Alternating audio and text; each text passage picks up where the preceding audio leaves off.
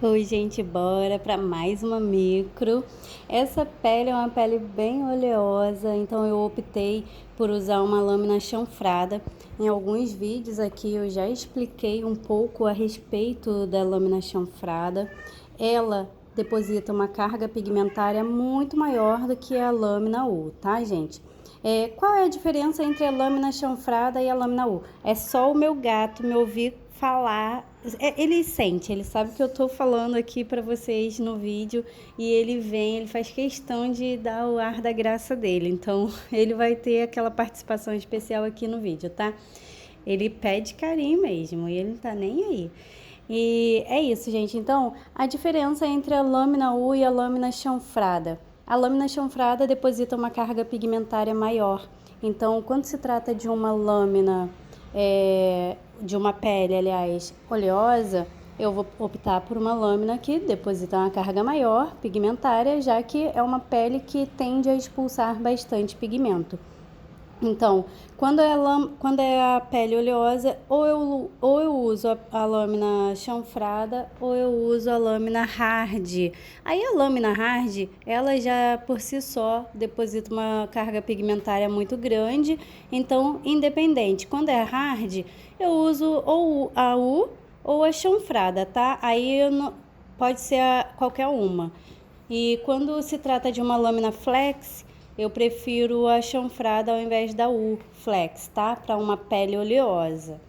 E quando se trata de uma pele seca ou uma pele mista, aí você pode usar a lâmina flex do modelo U, né? Que não vai interferir em nada.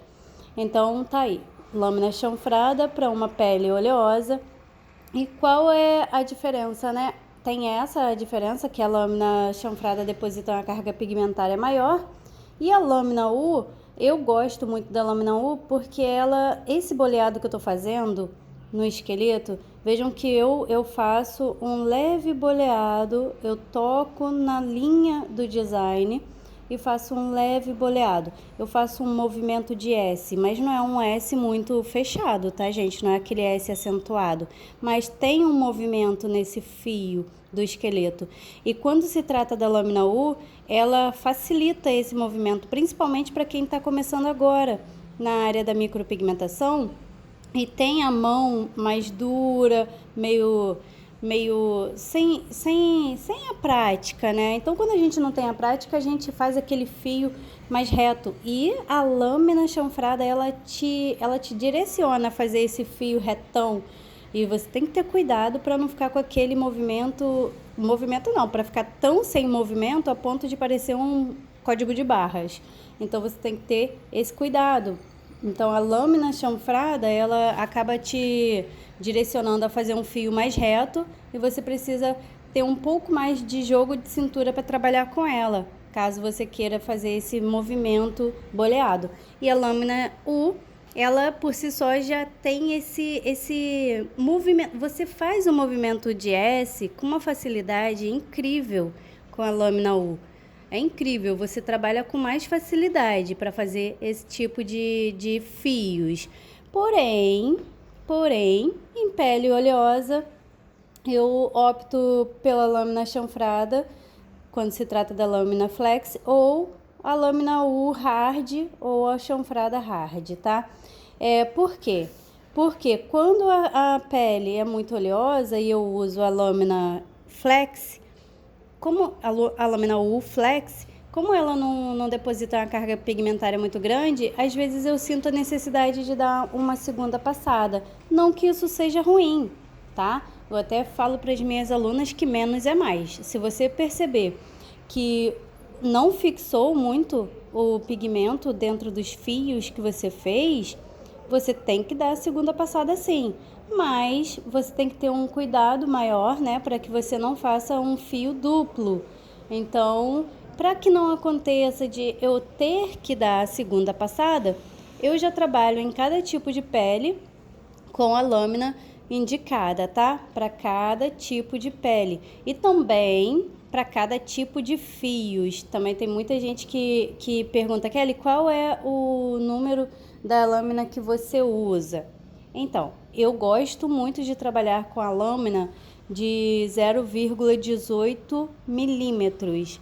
Porém, quando é uma sobrancelha que tem o fio naturalmente grosso, eu continuo usando a lâmina de 0,18 milímetros, mas aí eu uso a lâmina hard, que a lâmina hard, por ela depositar uma carga pigmentária maior, parece que o fio também fica mais encorpado. E não adianta eu usar uma lâmina flex em um fio muito grosso e fazer fios finíssimos que não vai se mesclar com aquele fio daquela sobrancelha.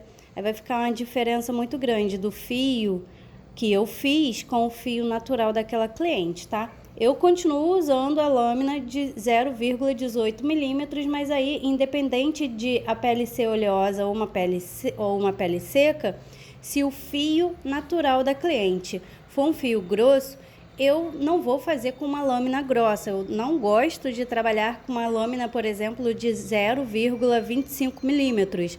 Eu acho uma ignorância, fica muito grosso o fio. Eu não acho legal.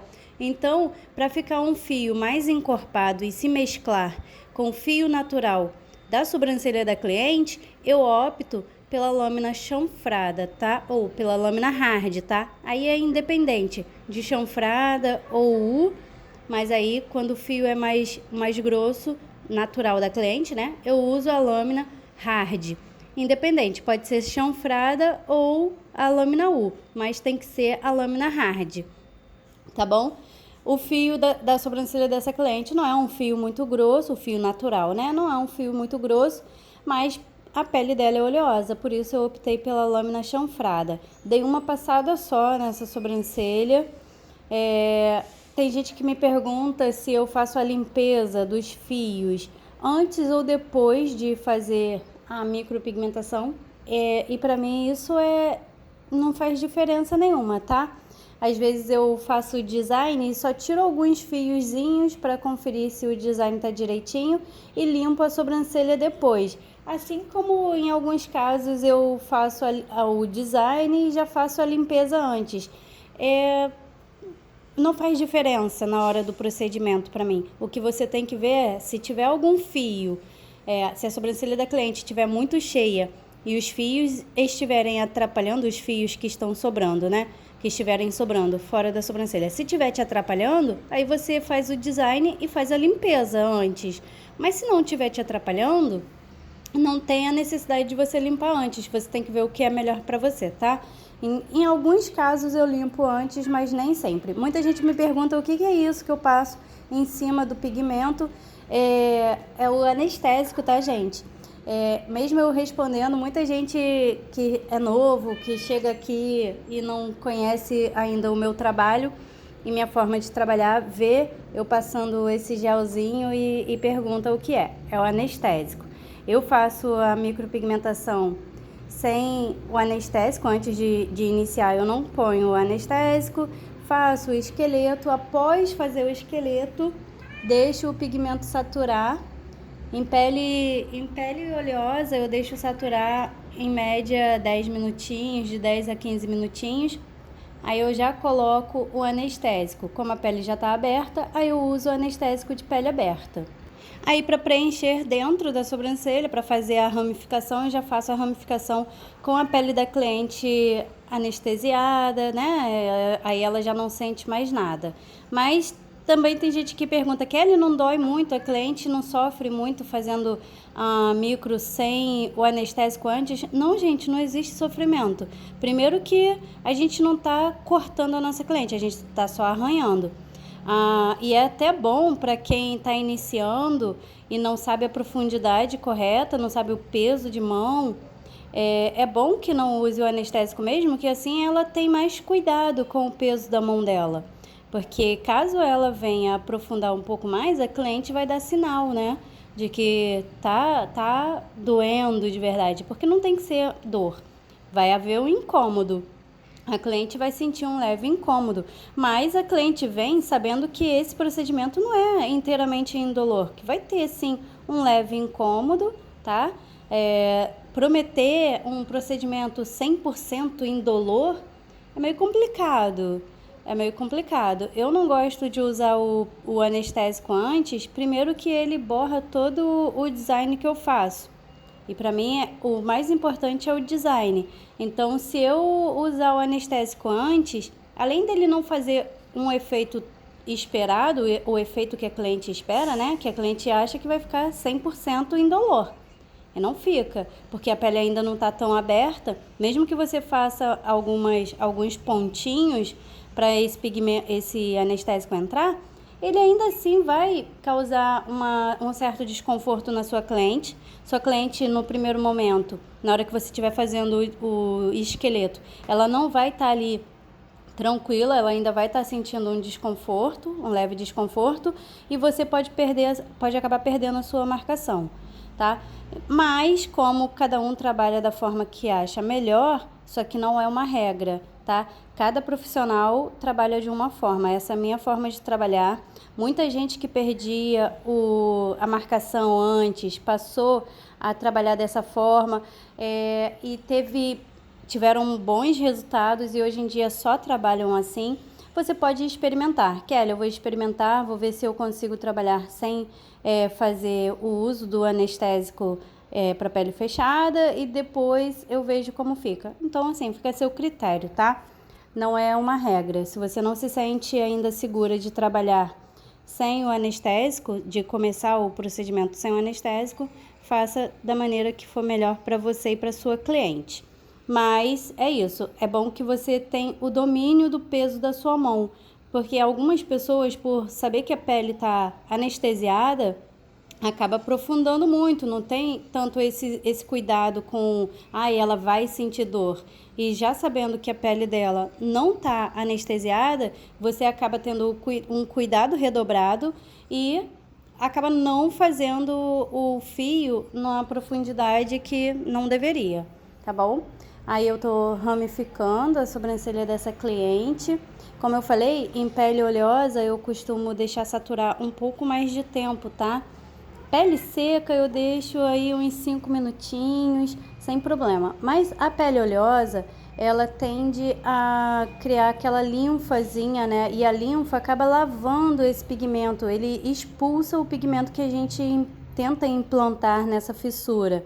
Então, eu deixo um pouco mais de tempo, deixo de 10 a 15 minutos, porque dá tempo dessa linfa que tá ali saindo e expulsando aquele pigmento, dá tempo dessa linfa dar uma estancada, dar uma parada e fazendo assim com que o pigmento penetre nessa fissura e fixe. Então, quando a pele for oleosa, deixa um pouquinho mais de tempo. Às vezes a gente limpa antes do tempo, aí não vê o pigmento, dá uma segunda passada numa fissura que nem precisava dar a segunda passada se você tivesse deixado saturar no tempo correto, tá?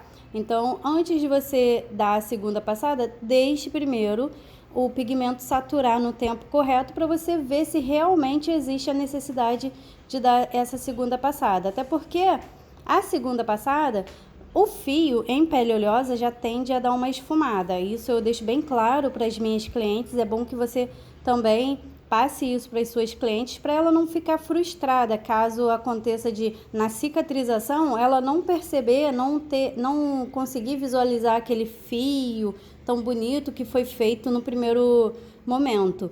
Então, explique a ela que em pele oleosa pode ser que sim, que o fio esfume e que essa sobrancelha acabe sendo uma esfumadinha, tá? É bom que isso esteja bem claro. Mas não significa que pele oleosa nunca jamais será uma fia-fio.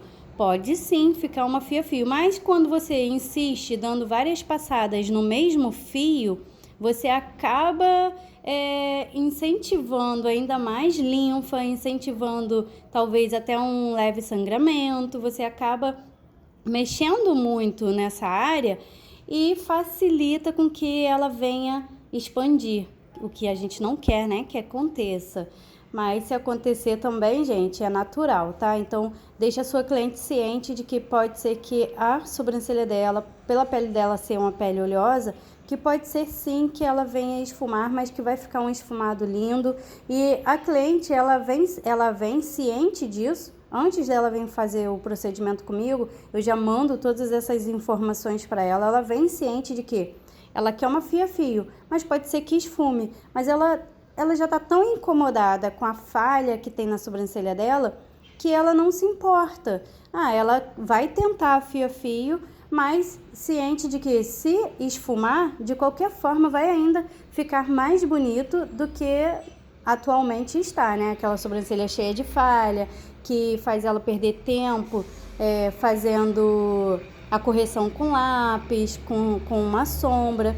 Então, seja bem clara, transparente com as suas clientes, tá? Para ela não ficar triste no final das contas. Ela veio procurar a Fia